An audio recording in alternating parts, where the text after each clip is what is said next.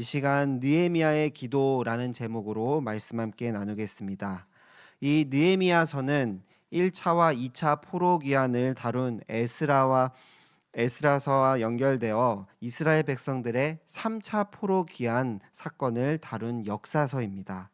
3차 귀환의 지도자인 이 느헤미야의 이름도 하나님이 위로하시다라는 뜻을 가졌는데요. 이 이름처럼 1차와 2차 포로 귀환을 했지만 여전히 큰 환난과 어려움이 있는 귀환민들에게 하나님께서 느헤미야를 통해 위로하시고 또 성벽을 재건케 하시고 언약을 회복시키는 것을 볼 수 있습니다. 이 느헤미야에 대해서는 많은 외경에서도 언급되어지고 있는데요. 유능한 정치가 혹은 능력 있는 행정과 하나님이 주신 비전을 품으며 최선을 다하는 사람 등으로 묘사를 합니다. 그리고 그 무엇보다 느헤미야는 기도의 사람이라고 불려졌습니다. 이 느헤미야 서만 봐도 1장의 기도로 시작해서 마지막 장의 기도로 마치는 것을 볼 수 있습니다.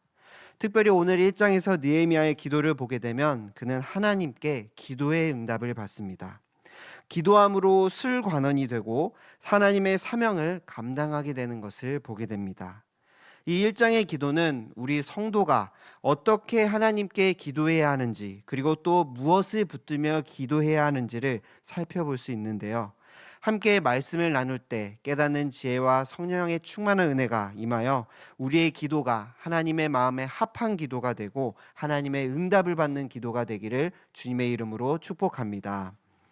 1절 말씀에 하가랴의 아들 느헤미야의 말이라 아닥사스다 왕 제20년 기스르월에 내가 수상궁에 있는데 라고 구체적으로 시기를 기록하고 있습니다. 먼저 여기서 주목할 점은 느헤미야가 수산궁에 있었다라는 것입니다. 이 수산궁은 바사 제국의 네 곳의 수도 중에 하나입니다. 11절에 그가 기도의 응답으로 왕의 술관원이 되었다라고 말하는 것을 회상하면 그가 예루살렘의 소식을 들었을 때에는 높은 관직을 가진 것은 아니었지만 어느 정도의 지위 혹은 재력이 있었던 것으로 보입니다. 또 아닥사스다 왕 제20년 기스르월로 추측해보면 2차 포로 시기와의 간격을 유추할 수 있습니다. 에스라 7장 7절에 의하면 이 2차 포로 기한이 아닥사스다 왕 제7년에 있었다고 합니다. 즉 2차 포로 기한이 13년 지난 시점인 것입니다. 13년의 시간은 많은 것들을 변화시킬 수 있는 시간이죠. 2차 포로 기한의 목적 중 하나가 성벽을 재건하는 일인데 성벽을 재건하고도 충분한 시간이었을 것입니다. 그런데 유다에서 돌아온 하나니아의 말을 듣게 된 그 소식은 오히려 처참하다는 것을 알게 됩니다. 다 같이 3절 말씀을 우리 읽어보도록 하겠습니다. 3절 말씀입니다. 시작. 그들이 그들이 내게 내게 이르되 이르되 사로잡힘을 면하고 남아 있는 자들이 그 지방 거기에서 큰 큰 환난을 당하고 능욕을 받으며 예루살렘 성은 허물어지고 성문들은 불탔다 하는지라. 2차 포로 기한을 한 지 13년이 지났는데 느헤미야가 들은 소식은 회복되었다라는 기쁨의 소식이 아니라 여전히 바벨론에 의해 나라가 멸망했을 때와 똑같은 암담한 상황이라는 것이었습니다. 성벽은 여전히 허물어진 상태였고 성문도 온전치 못한 상태였습니다. 성벽이 없다라는 것은 다른 나라로부터 보호받을 수 없는 상태를 말해줍니다. 또한 그 당시의 성벽은 재판관들이 재판을 하는 곳이기도 했습니다. 즉 성벽이 없다는 것은 외부적으로도 또 내부적으로도 한 국가로서 온전치 못하고 제대로 세워지지 못한 상태였다는 것을 보여줍니다. 결국 많은 이들이 귀향을 했지만 적으로부터 위협을 받고 계속해서 환난을 당하고 있는 안타까운 상황에 있는 것을 보게 됩니다. 이 말을 들은 느헤미야는 앉아서 울고 수일 동안 슬퍼하며 금식했다라고 말하는데요. 이러한 모습은 유대인들이 진심으로 슬퍼할 때 보여주는 표현의 모습이었습니다.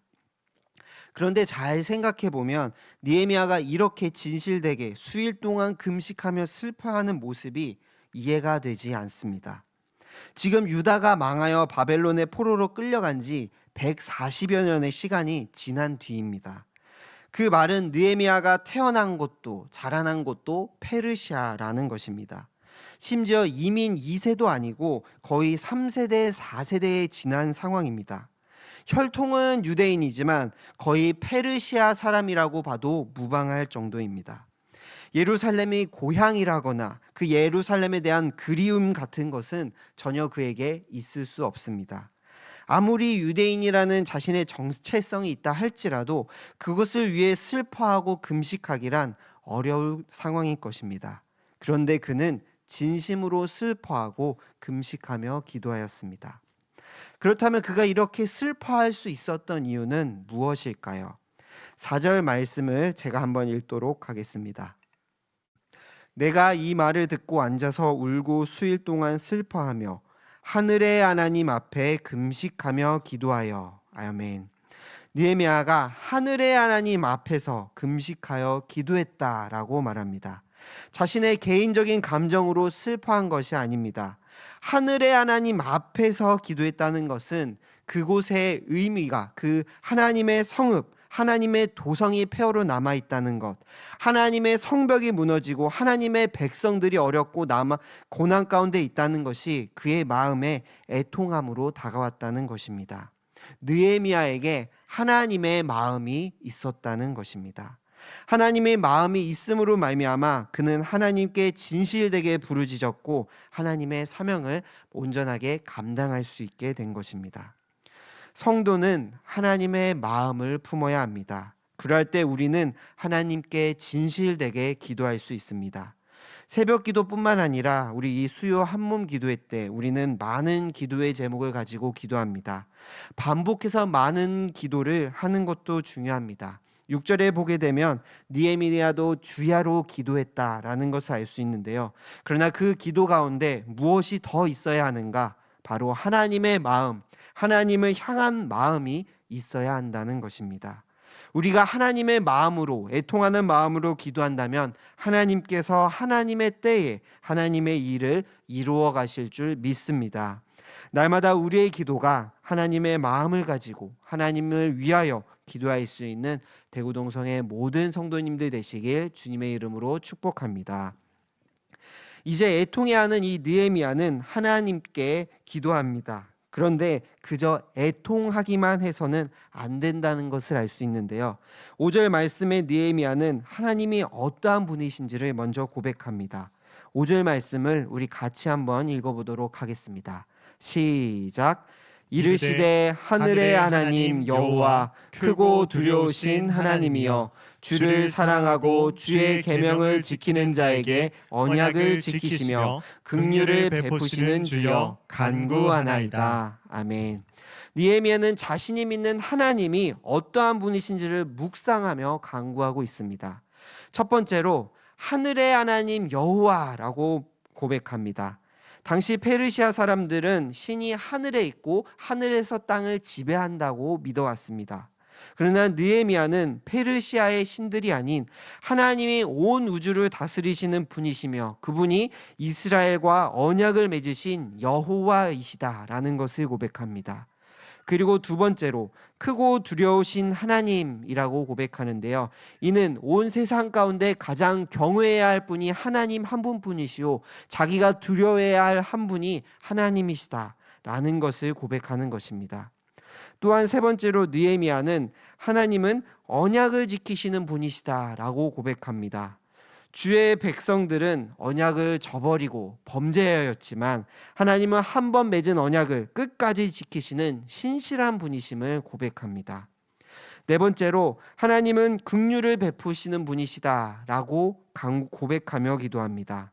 하나님이 아무리 전지전능한 분이라 하시더라도 그분이 우리에게 자비를 베풀어 주시지 않는다면 영원히 죄 가운데 거할 수밖에 없는 죄인인 우리는 영원히 하나님께 나아갈 수 없습니다. 그러나 하나님께서는 인간을 긍휼히 여기시고 사랑하심으로 친히 구원해 주시는 긍휼의 하나님이심을 고백합니다. 이처럼 기도로 하나님께 나아갈 때 하나님이 먼저 어떠한 분이신지를 알고 또 믿음으로 나아가는 것을 보게 됩니다.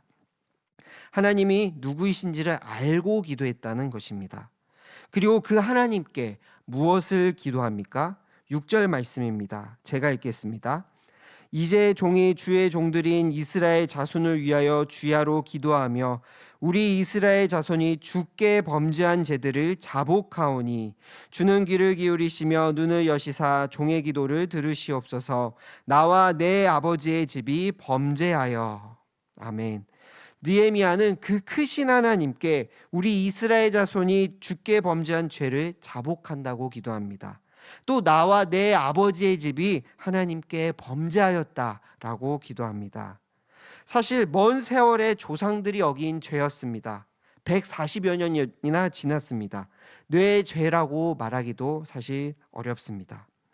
아이들에게 소율이 양육을 하다 보면 아담으로 인한 원죄를 가르치게 될 때가 있는데요. 그러면 꼭 가르치는 친구들 중에 한 명이 이 아담이 선악과를 따먹음으로 인해 우리 모두가 죄인이 되었다라는 말에 왜요?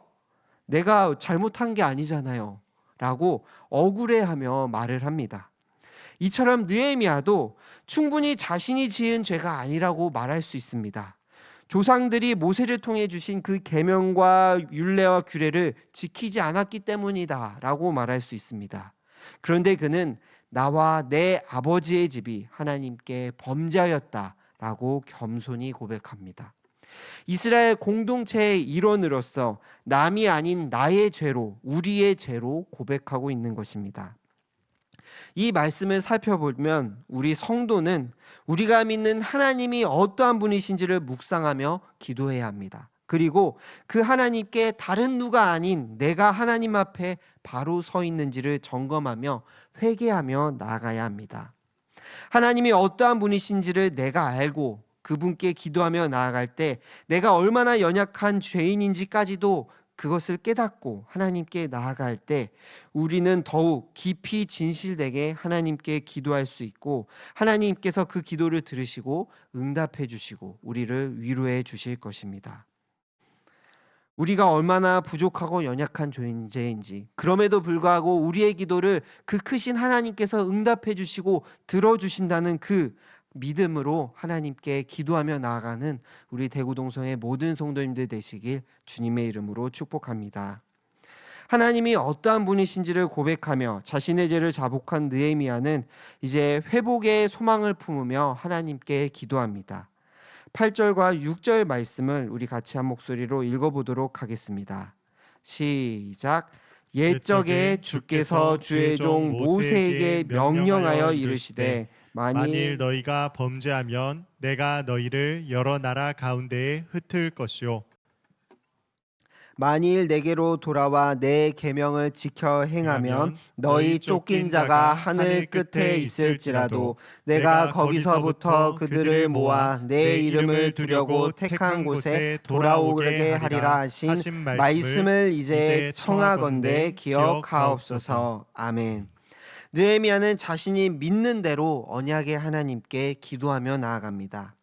옛적에 하나님께서 모세에게 명령하신 그 말씀, 하나님의 계명을 지킬 때 다시 택한 곳으로 돌아오게 하시겠다는 그 말씀을 기억해 달라는 것입니다.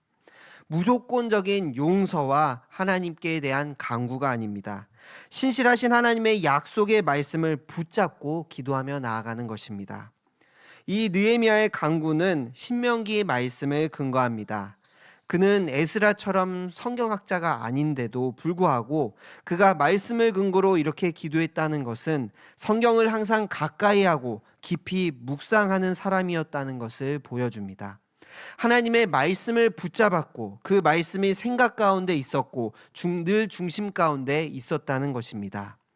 이처럼 성도는 하나님의 말씀을 붙잡고 기도해야 합니다. 신실하신 하나님께서는 분명 약속의 말씀대로 이루어 주시는 분이신 줄 믿습니다. 그렇게 우리가 그 하나님의 말씀을 붙잡고 기도한다면 그 기도는 능력의 기도요, 반드시 응답받을 수밖에 없는 기도인 줄 믿습니다. 우리의 기도가 나의 바램과 나의 욕심을 위한 기도가 아니라 하나님의 말씀을 붙잡음으로 응답받는 기도가 되기를 주님의 이름으로 축복합니다. 마지막으로 이렇게 기도할 때 느헤미야가 하나님께 응답받았음을 알 수 있습니다. 이 11절 말씀을 우리 같이 한번 읽도록 하겠습니다. 시작. 주여 구하오니 귀를 기울이사 종의 기도와 주의 이름을 경외하기를 기뻐하는 종들의 기도를 들으시고 오늘 종이 형통하여 이 사람들 앞에서 은혜를 입게 하옵소서 하였나니 그때에 내가 왕의 술관원이 되었느니라. 아멘. 느헤미야는 자신이 하나님께 기도하였더니 그때에 내가 왕의 술관원이 되었다라고 기록합니다. 하나님의 마음을 품고 말씀을 붙잡고 기도했을 때 하나님께서 하신 응답이 왕의 술관원이 되었다는 것입니다. 이 왕의 술관원이 되었다는 것이 오늘날 우리가 보기에는 뭐 그렇게 대단한 일일까? 좀 높은 지위, 높은 관직이라고 생각할 수 있습니다. 그러나 우리나라의 과거 음식에 독이 들었는지 확인하는 그 기미상궁이 있었던 것처럼 술관원은 왕의 음식을 먼저 맛보고 왕의 침실을 맡아보는 일과 더불어 왕의 경호까지 책임졌다고 합니다.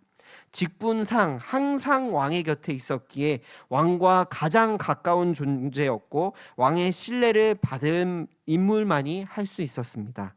느헤미야가 하나님께 붙잡고 기도했다니 하나님께서 이 술관원이 되도록 응답해 주셨다는 것입니다. 그런데 이것을 보게 되면 우리는 이 말씀을 듣고 11절 말씀처럼 종이 형통하여 이 사람들 앞에서 은혜를 입게 하옵소서 하였더니 그때에 내가 왕의 술관원이 되었느니라 라는 이 말씀으로 높은 자리에 된 것이 하나님의 응답이고 사람들 앞에서 은혜를 입고 형통함을 받은 것이구나 라고 생각해서는 안 됩니다. 술관원이 된 느헤미야는 술관원으로 그치지 않았습니다. 3차 포로 기한의 지도자가 되었습니다. 하나님의 마음으로 기도했고 말씀을 붙잡고 기도했더니 하나님께서 그를 들어서 하나님의 뜻을 이루는데 사용하신 것입니다. 즉 진정한 형통이 무엇입니까? 세상의 성공, 우리의 걱정거리가 해결되고 물질적인 풍요로움을 누리는 술관원이 된 것이 형통이 아니라 그가 하나님의 말씀을 붙잡고 기도했을 때 하나님께서 그를 도구로 쓰시고 하나님께서 그를 하나님의 말씀을 이루는데 쓰임 받게 하셨다라는 것이 진정한 형통이라는 것입니다. 3차 포로 기한의 지도자가 되어서의 느헤미야의 모습은 어떠했습니까? 풍요로운 삶, 늘 넉넉하고 행복한 평안한 삶이 아니었습니다. 대적들로 인해 수많은 고난과 또 수많은 기도의 제목들이 그 가운데 쌓였습니다. 잠도 제대로 자지 못하고 예루살렘 성벽 쌓는 일에 힘썼습니다. 부자가 되고 이 땅에서의 평안한 삶과는 거리가 먼 삶이었습니다. 그런데 성경은 그것이 형통이라고 말씀합니다. 하나님의 뜻이, 하나님의 일이, 하나님의 말씀이 이 땅 가운데 이루어지는 것, 그 일에 쓰임받는 삶, 하나님과 동행하는 삶이 진정한 형통인 줄 믿습니다. 성도님들, 우리의 기도가 느헤미야의 기도처럼 진정한 형통을 응답받기를 소망합니다. 내가 이 땅에서의 부요와 평안을 위해 하나님께 기도하는 것이 아니라 하나님께 쓰임받기를 소망하며 주와 복음을 위해 몸된 교회를 위해 힘써 기도할 수 있는 우리 모든 성도님들 되시길 주님의 이름으로 축복합니다. 말씀을 정리하겠습니다. 우리 기도의 응답하면 가장 떠오르는 인물이 있는데 혹시 누군지 아시나요? 네, 조지 뮬러입니다. 그는 살면서 5만 번 이상의 기도를 응답받았다고 합니다. 조지 뮬러는 그렇게 응답받는 기도를 할 때 6가지의 수칙을 가지고 기도했다고 합니다. 길지만 오늘 말씀과 연관되기에 제가 읽어보도록 하겠습니다. 첫 번째, 주 예수 그리스도만을 의지하라. 하나님은 그리스도의 십자가 사역의 근거에 우리의 기도를 받으신다. 두 번째, 죄를 멀리하라. 우리 마음의 죄악을 품으면 주께서 듣지 않으신다. 세 번째, 하나님의 약속의 말씀을 믿으라. 하나님의 약속을 믿지 않으며 기도하는 것은 어불성설이다. 네 번째, 인내로 기도하라. 농사꾼이 오래 인내하며 추수를 기다리듯이 하나님을 바라며 기다리라. 다섯 번째, 하나님의 뜻에 일치되게 기도하라. 기도의 동기는 경건해야 하며 정욕으로 쓰려고 하나님의 선물을 구해서는 안 된다. 6번째, 할 수 있는 한 새벽에 기도하라. 조지 뮬러가 말한 이 기도의 수칙을 보게 되면 오늘 느헤미야의 기도와 많은 부분이 닮았음을 보여줍니다. 하나님께서 우리를 위해 보내주신 그 예수 그리스도를 우리는 의지하며 기도해야 합니다. 그분이 우리의 참 하나님이시기 때문입니다. 우리의 죄를 자복하고 하나님의 말씀을 붙잡으며 기도하고 하나님의 뜻에 일치되게 기도해야 합니다. 그럴 때 하나님께서 우리의 기도를 반드시 응답해 주시고 주의 뜻이 이 땅에 이루어지는 형통을 우리에게 보여주실 것입니다. 우리가 어느 곳에서 어느 자리에 있든지 하나님께 기도할 때 그 기도가 하나님의 마음을 시원케 하는 기도가 되기를 소망합니다. 기도를 통해 느헤미야가 하나님께 쓰임받는 형통의 길을 걸어간 것처럼 마음을 다해 기도할 때 날마다 기도의 응답을 받으며 기쁨으로 신앙의 경주를 달려갈 수 있는 대구동성의 모든 성도님들 되시길 주님의 이름으로 축복합니다. 기도드리겠습니다.